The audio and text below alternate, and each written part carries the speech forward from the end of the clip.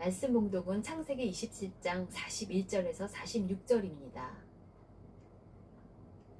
그의 아버지가 야곱에게 축복한 그 축복으로 말미암아 에서가 야곱을 미워하여 심중에 이르기를 아버지를 곡할 때가 가까웠은즉 내가 내 아우 야곱을 죽이리라 하였더니 맏아들 에서의 이 말이 리브가에게 들리매 이에 사람을 보내어 작은 아들 야곱을 불러 그에게 이르되 네 형 에서가 너를 죽여 그 한을 풀려 하니 내 아들아 내 말을 따라 일어나 하란으로 가서 내 오라버니 라반에게로 피신하여 네 형의 노가 풀리기까지 몇 날 동안 그와 함께 거주하라.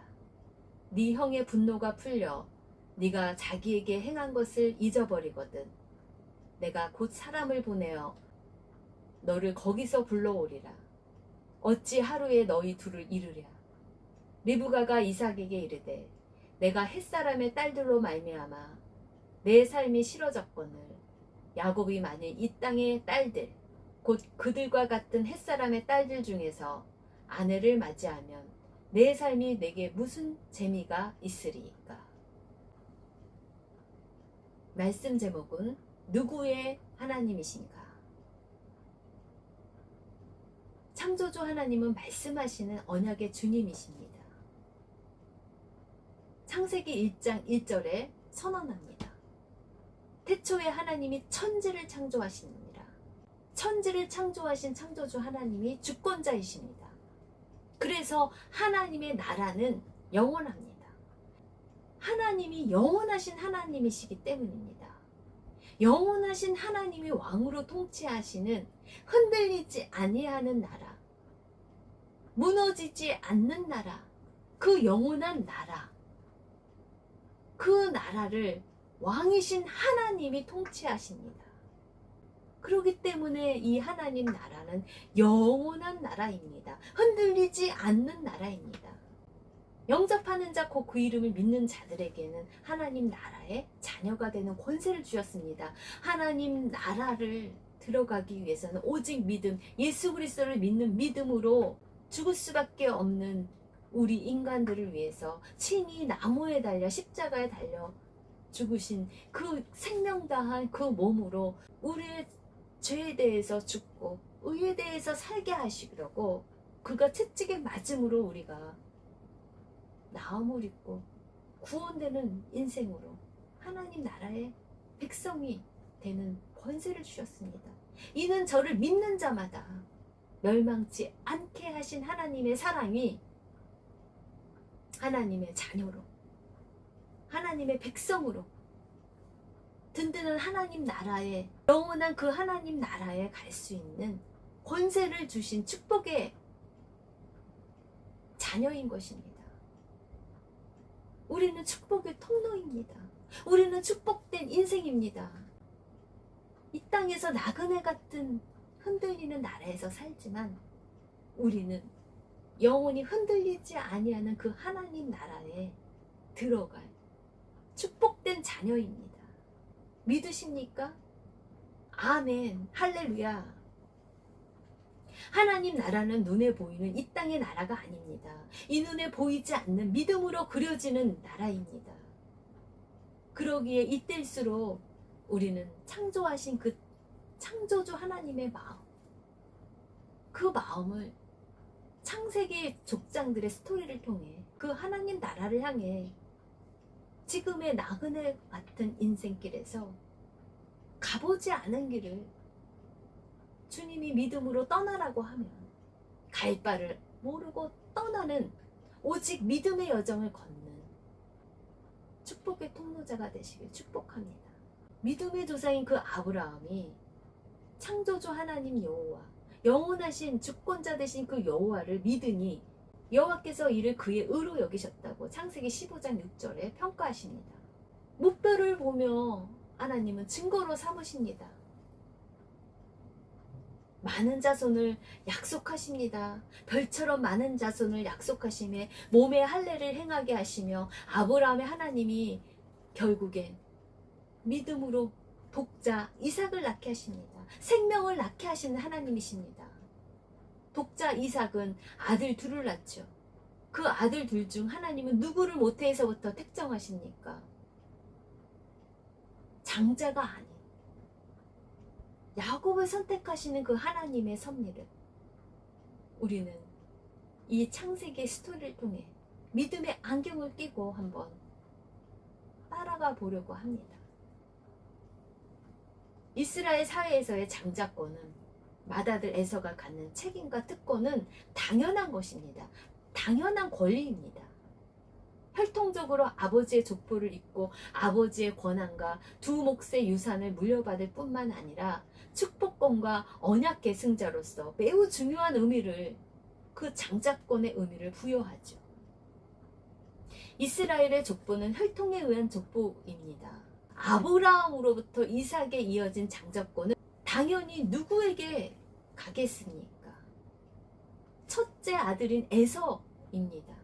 하지만 하나님의 그림은 당연한 인간의 생각과 다릅니다. 창세기 25장 19절입니다. 아브라함의 아들 이삭의 족보는 이러하니라.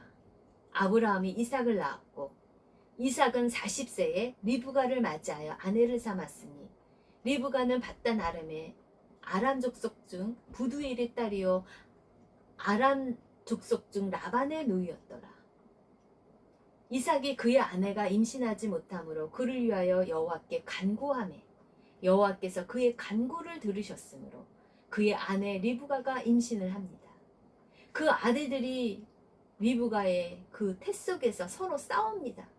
그가 이르되 이럴 경우에는 내가 어찌할꼬 하고 가서 여호와께 묻습니다. 여호와께서 그에게 이르시되 두 국민 두 나라가 네 태중에 있다. 두 민족이 네 복중에서부터 나누인다고 합니다.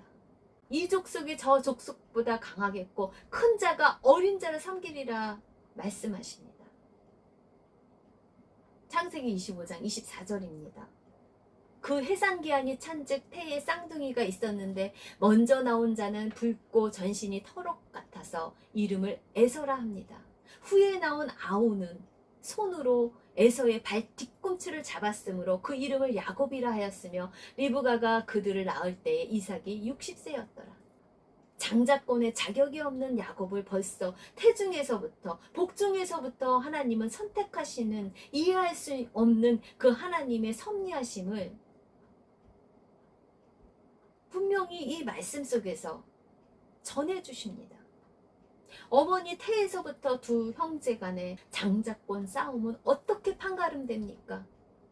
에서는 장자의 명분을 생명처럼 여기지 않고 가볍게 여긴 행동으로 배고픔을 이기지 못해 야곱에게 팥죽 한 그릇에 장자권을 팔아넘긴 그를 히브리서 기자는 이렇게 평가합니다.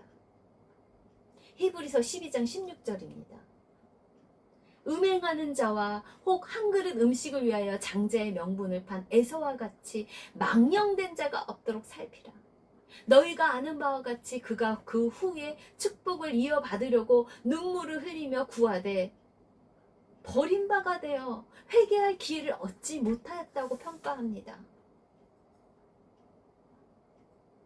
누구의 하나님이십니까? 창세기 27장 41절입니다.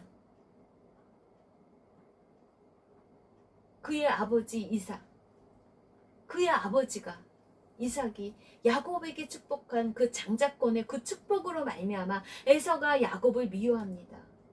심중에 혼자 말합니다. 아버지를 곡할 때가 가까웠은즉 내가 내 아우 야곱을 죽일 것이다 하고 마음속으로 말합니다. 맏아들 에서의 이 말이 어머니 리브가에게 들립니다.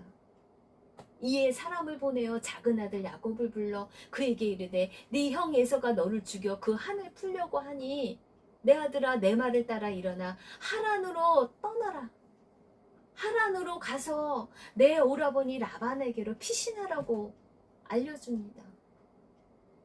네 형 에서의 분노가 그 노가 풀리기까지 몇 날 동안 그와 함께 거주하라고. 네 형의 분노가 풀려 네가 자기에게 행한 것을 잊어버리거든 내가 곧 사람을 보내어서 너를 거기서 불러오리라. 어찌 하루에 너희 둘을 다 잃겠느냐 하고 이 리브가는 야곱의 편에 서서 피신을 시킵니다. 만일 에서가 야곱을 살인한다면 율법에 따라 에서도 죽습니다. 그래서 하루에 너희 둘을 다 잃을 수가 없다는 거예요. 모두 자녀를 잃게 될 이 위경에 편애하는 어머니 리브가는 또 전략을 세웁니다. 어떻게 또 명분을 세웁니까? 창세기 27장 46절입니다. 리브가가 이삭에게 이르되 내가 햇사람의 딸들로 말미암아 내 삶이 싫어졌거늘 야곱이 만일 이 땅의 딸들 곧 그들과 같은 햇사람의 딸들 중에서 아내를 맞이하면 내 삶이 내게 무슨 재미가 있겠냐. 그 어머니 리브가의 계산으로는 시간이 지나면 에서의 분노가 풀릴 수 있고 그때가 되면 내가 사랑하는 아들 그 야곱이 돌아오리라 하는 계산을 하지만 그는 그 전에 그 리브가는 죽지 않습니까? 정당하지 못하게 편애하고 조종하는 그 행동으로 말미암아 결국 야곱을 보지 못하고 일찍 죽게 되는 대가를 지불합니다. 리브가는 왜 야곱의 편에서 장자의 축복을 받게 하려고 했을까요?